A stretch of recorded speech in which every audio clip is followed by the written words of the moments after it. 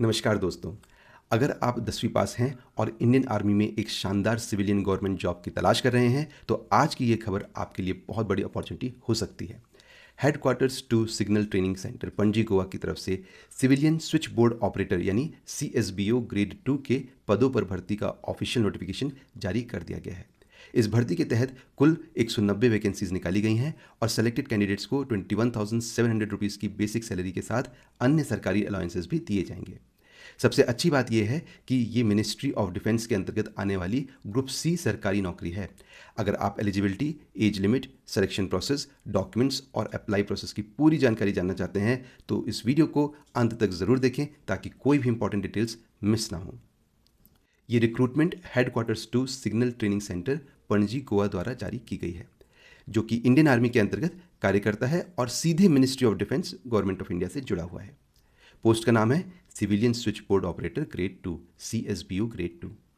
ये एक group C civilian post है, यानी इसमें आपका चयन सिविलियन कर्मचारी के रूप में होगा।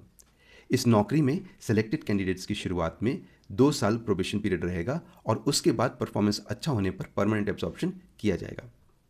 अब बात करते हैं इस भर्ती की इंपॉर्टेंट डेट्स की, जिन्हें आपको बिल्कुल मिस नहीं करना चाहिए। एप्लीकेशन प्रोसेस 2 मई 2026 से शुरू हो चुकी है, यानी एलिजिबल कैंडिडेट्स अभी अप्लाई कर सकते हैं। अप्लाई करने की लास्ट डेट है 31 मई 2026 और एप्लीकेशन सबमिट करने का अंतिम समय है 11:59 PM। इसके बाद कोई भी आवेदन स्वीकार नहीं किया जाएगा। रिटन टेस्ट, प्रैक्टिकल टेस्ट और इंटरव्यू की डेट्स अभी घोषित नहीं की गई हैं। एज कैलकुलेशन भी 31 मई 2026 के अनुसार की जाएगी, इसलिए लास्ट डेट का इंतजार मत करें और जल्द से जल्द आवेदन भरें। अब वैकेंसी डिटेल्स की बात करें तो इस भर्ती के तहत कुल 190 पद निकाले गए हैं। इन सभी पदों का नाम है civilian switchboard operator grade 2। इसके अलावा रिजर्वेशन भी दिया गया है। कुल 12 पद PWBD कैंडिडेट्स के लिए रिजर्व हैं और 20 पद एक्स सर्विसमैन कैंडिडेट्स के लिए रिजर्व रखे गए हैं। अगर आप डिफेंस सेक्टर में सिविलियन गवर्नमेंट जॉब करना चाहते हैं तो ये काफ़ी अच्छा मौका हो सकता है। अब बात करते हैं इस भर्ती की एलिजिबिलिटी क्राइटेरिया की, क्योंकि अप्लाई करने से पहले ये समझना बहुत ज़रूरी है।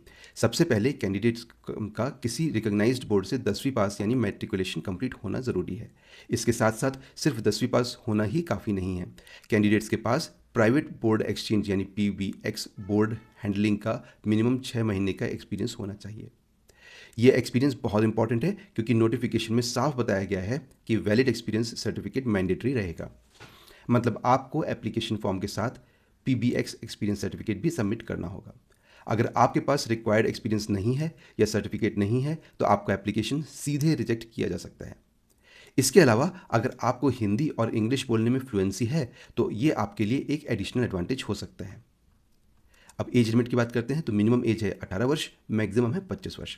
एज कैलकुलेशन होगी 31 मई 2026 के अनुसार। एज रिलैक्सेशन गवर्नमेंट रूल्स के अनुसार दिया जाएगा। अब बात करते हैं सैलरी की, जो हर कैंडिडेट जानना चाहता है। इस भर्ती में सेलेक्टेड कैंडिडेट्स को 21,700 rupees per month basic salary दी जाएगी। ये सैलरी 7th CPC पे मैट्रिक्स के लेवल 3 सेल 1 के अनुसार होगी। इसके अलावा आपको बेसिक पे के साथ कई गवर्नमेंट अलाउंसेस भी मिलेंगे, जैसे कि DA, HRA और अन्य एप्लीकेबल बेनिफिट्स। क्योंकि ये मिनिस्ट्री ऑफ डिफेंस की ग्रुप C नौकरी है, इसलिए फ्यूचर में जॉब सिक्योरिटी और सरकारी सुविधाएं भी मिलेंगी। अगर आप 10वीं पास हैं तो इतनी अच्छी सैलरी वाली ये एक शानदार अपॉर्चुनिटी है। ऑफिशियल नोटिफिकेशन में किसी भी प्रकार की एप्लीकेशन फी मेंशन नहीं की गई है, यानी आवेदन शुल्क फिलहाल तो निल माना जा रहा है। तो अब बात करते हैं सिलेक्शन प्रोसेस की, क्योंकि ये जानना बहुत ज़रूरी है कि आपकी भर्ती किस तरीके से होगी। इस भर्ती में final selection written test merit के आधार पर होगा, लेकिन उसके बाद आपको प्रैक्टिकल टेस्ट, इंटरव्यू और मेडिकल टेस्ट भी क्वालिफाई करना होगा। तो स्टेज 1 जो है रिटन टेस्ट, उसके बारे में बात करते हैं। सबसे पहले कैंडिडेट्स को 100 मार्क्स का रिटन एग्जाम देना होगा। ये एग्जाम पूरी तरह से ऑब्जेक्टिव मल्टीपल चॉइस क्वेश्चंस पर आधारित होगा। एग्जाम में कुल 4 पार्ट होंगे।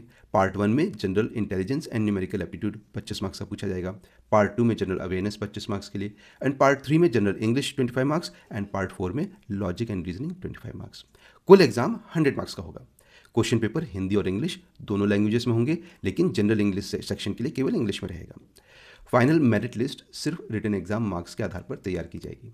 हायर क्वालिफिकेशन होने पर कोई एक्स्ट्रा मार्क्स नहीं दिए जाएंगे। स्टेज 2 जो है practical test and interview. Written जो एग्जाम है उसको क्वालिफाई करने वाले कैंडिडेट्स को अगले राउंड के लिए बुलाया जाएगा। सबसे पहले प्रैक्टिकल टेस्ट होगा जिसमें आपकी पीबीएक्स मतलब एक्सचेंज हैंडलिंग स्किल्स ये चेक की जाएंगी। इसके बाद इंटरव्यू होगा। ध्यान रखें कि प्रैक्टिकल टेस्ट और इंटरव्यू दोनों सिर्फ क्वालिफाइंग नेचर के हैं, इनके मार्क्स फाइनल मेरिट में ऐड नहीं होंगे। और तीसरा स्टेज है मेडिकल टेस्ट का। तो जो कैंडिडेट्स प्रीवियस स्टेजेस क्वालिफाई करेंगे उनका मेडिकल एग्जामिनेशन कराया जाएगा।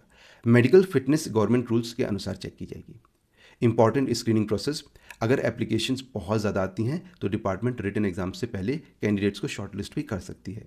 शॉर्ट लिस्टिंग इन चीज़ों पर आधारित हो सकती है जैसे कि 10th marks percentage, eligibility criteria और रिक्वायर्ड पीबीएस एक्सपीरियंस। इसलिए सही डॉक्यूमेंट्स और स्ट्रॉन्ग एलिजिबिलिटी होना बहुत ज़रूरी है। तो अब बात करते हैं इस नौकरी की इंपॉर्टेंट टर्म्स एंड कंडीशंस की। सेलेक्टेड कैंडिडेट्स को शुरुआत में 2 साल का प्रोबेशन पीरियड पूरा करना होगा। अगर इसी दौरान आपकी परफॉर्मेंस अच्छी रहती है तो उसके बाद आपको परमानेंट एब्जॉर्प्शन दिया जा सकता है। पेंशन की बात करें तो नए candidates national pension scheme system यानी एनपीएस के तहत आएंगे। रिटायरमेंट एज 60 साल की रखी गई है। इसके अलावा इस नौकरी में ऑल इंडिया सर्विस लायबिलिटी है, यानी आपकी पोस्टिंग जो है भारत में कहीं भी हो सकती है और ज़रूरत पड़ने पर फील्ड सर्विस भी करनी पड़ सकती है। अगर आप Indian army group C jobs, 10th pass defence jobs या मिनिस्ट्री ऑफ डिफेंस रिक्रूटमेंट 2026 की तैयारी कर रहे हैं तो ये आपके लिए काफ़ी शानदार अपॉर्चुनिटी है। अब सबसे इंपॉर्टेंट पार्ट है एप्लीकेशन प्रोसेस, क्योंकि अगर आपने फॉर्म गलत भरा तो एप्लीकेशन रिजेक्ट भी हो सकता है। तो सबसे पहले ध्यान रखें कि इस भर्ती में आवेदन सिर्फ ईमेल के माध्यम से होगा। पोस्ट या किसी अन्य मोड से भेजे गए आवेदन स्वीकार नहीं किए जाएंगे। एप्लीकेशन शुरू हो चुकी है 2 मई 2026 से और लास्ट डेट है 31 मई 2026 रात 11:59 PM तक। तो स्टेप 1 में सबसे पहले ऑफिशियल नोटिफिकेशन से एप्लीकेशन फॉर्म PDF डाउनलोड करें। स्टेप 2 में फॉर्म को सिर्फ अडोबी एक्रोबैट रीडर में ओपन करें। क्रोम या एज ब्राउज़र में फॉर्म ओपन मत करें क्योंकि कई बार फील्ड्स सही तरीके से काम नहीं करती हैं। स्टेप 3 में फॉर्म में सभी मैंडेटरी डिटेल्स ध्यान से भरें। सभी जानकारी ब्लॉक लेटर्स में भरें। जिन फील्ड्स पर स्टार लगाया गया है उन्हें ज़रूर भरें। कोई मैंडेटरी फील्ड खाली ना छोड़ें। स्टेप 4 में आप सभी required documents self attested format में अटैच करें। स्टेप 5 में अपने साइंड एप्लीकेशन फॉर्म को इस फॉर्मेट में सेव करें। CSBO_your full name PDF। यहाँ योर फुल नेम में आप अपना फुल नेम आपको लिखना है।